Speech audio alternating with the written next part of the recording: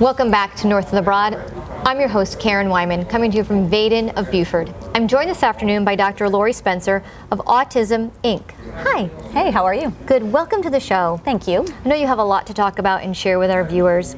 There may be some people out there who are watching who are unfamiliar with your organization, Autism Inc., and the Autism Giving Tree.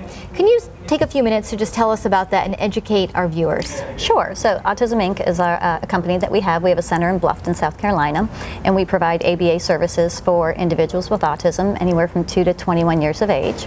We serve individuals from Beaufort, Bluffton, Ridgeland, Hilton Head, Savannah, all over the place. And we offer in-home services and services at the center. And ABA covers working on behaviors, socialization, communication, academics, and the gamut. The gamut. We cover everything. We do it all. So tell us a little bit about autism in the Low Country, and do you have any statistics that you can share with us, just so people sort of know how prevalent it is? Well, overall, 1 in 68 children are diagnosed with autism.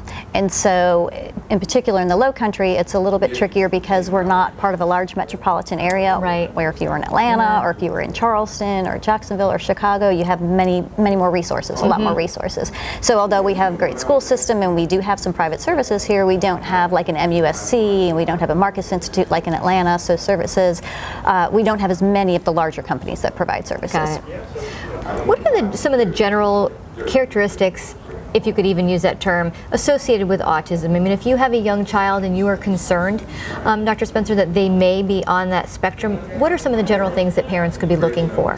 Characteristics, it's exactly how you would describe it. And so if you've seen one individual with autism, you've seen one individual with autism, because the gamut runs from one end to the other. So characteristics are evident by the age of 3, and the biggest thing you look for is social. You know, children with autism or individuals with autism socially have differences. So they may not exhibit the same shared enjoyment. Like a typical 2-year-old, if a plane flies by, they say, "Look, plane," and then they look at mom and they share that. Right. Where a lot of times individuals with autism don't exhibit that same shared interest.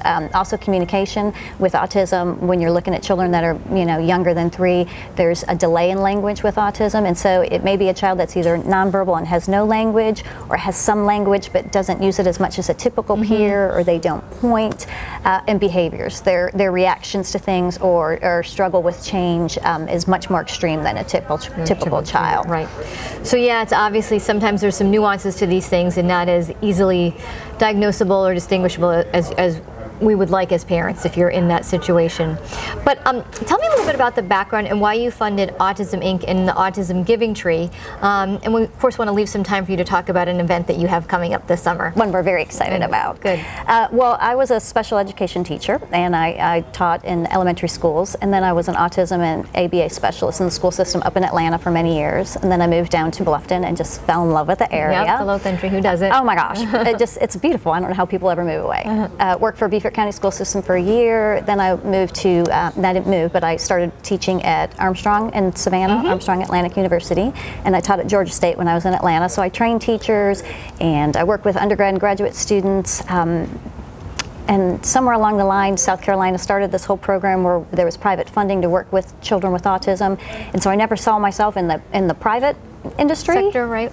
But I love it. We see over 100 children in the state of South Carolina. We have about 60 therapists. We work with some wonderful families, again, some wonderful children, and so that's kind of how Autism Inc. came to be.